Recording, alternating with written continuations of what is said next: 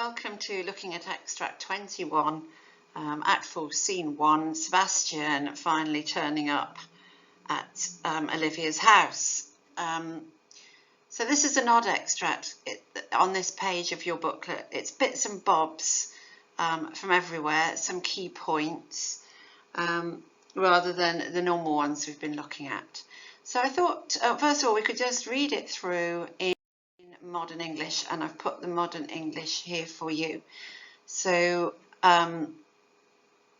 Feste has been sent to fetch Cesario, sees Sebastian and hilariously thinks, oh, there's Cesario, I'll tell him that Olivia wants to see him. Feste. You're playing Feste. Oh, I'm Feste. Are you trying to tell me that I wasn't sent to get you? Oh, who cares? You're acting like a fool. Leave me alone. Well, good for you, holding out on me like this. No, I don't know you, and my lady didn't send me to get you, and I'm not supposed to tell you to come speak with her. And your name's not Master Cesario, and this isn't my nose either. Nothing is what it is. Oh, please, go somewhere else to blab your nonsense. You don't know me. Blab my nonsense? He must have heard that phrase describing some great man, and now he's using it on a jester. Blab my nonsense. What an idiotic place this world is. Now please stop being so strange and tell me what exactly I should blab to my lady. Should I blab to her that you're coming? Please, fool, go away. Here's money for you. If you stay any longer, I'll give you something worse. And then in come, I think there's another little speech that I've cut out. In comes Sir Andrew, Sir Toby and Fabian, and they have just been, Sir Andrew has just been fighting with Cesario. I'm Sir Andrew. Well, sir, we meet again. Take that. Well then, take that, and that, and that. Is everyone here insane? Okay, thank you. And I'm just thanking my actor. So I'll give you some notes on this bit that I want you to write down. So we in the audience know what Feste can see, that he's been sent to fetch Cesario and he's found Cesario, and we can understand both the reactions of the fool and Sebastian. And we have privileged knowledge. We know more than both of them. So that's one thing to write about.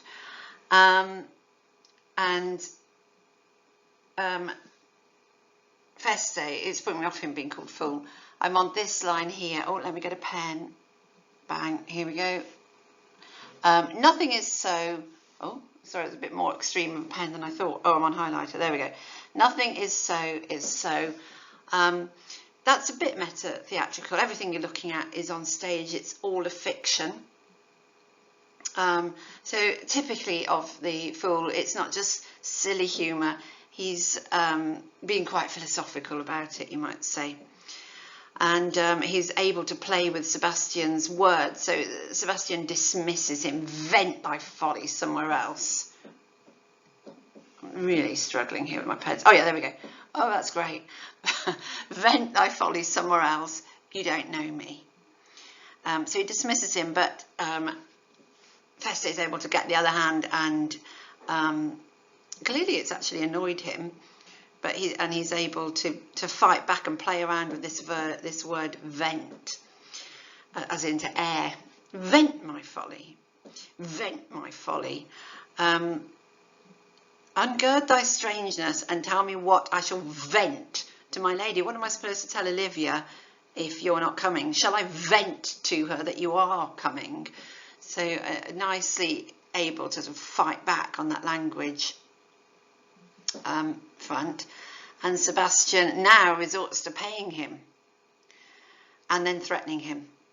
So this is Sebastian taking control. I can pay you. There's money for thee. No, that was just one straight finger line there. There's money for thee, and if you stay any longer, I'll give you worse payment. I'll hit you. So Sebastian, Feste dominating with language, and Sebastian fighting back with economic power and with violence. So I cut this little bit out, I thought, but here it is.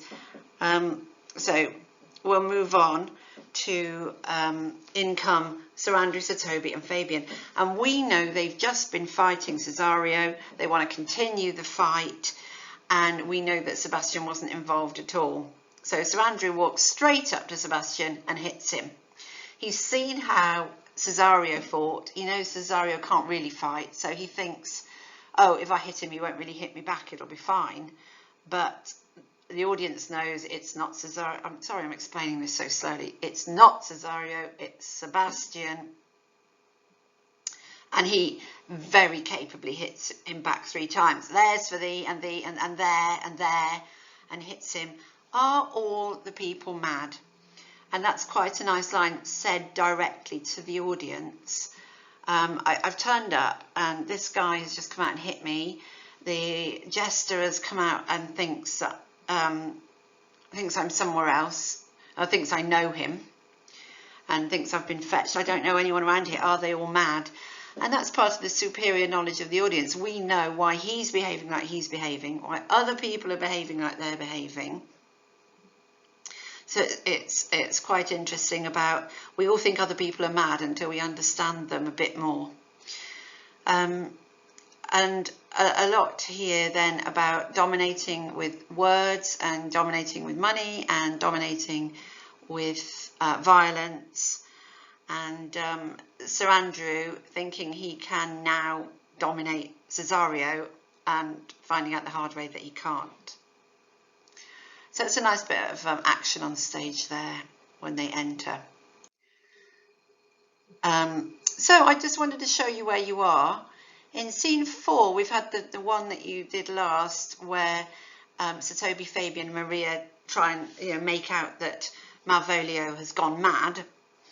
And then we have this scene where everyone starts mistaking Sebastian for Cesario. So Feste does, and then Sir Andrew does.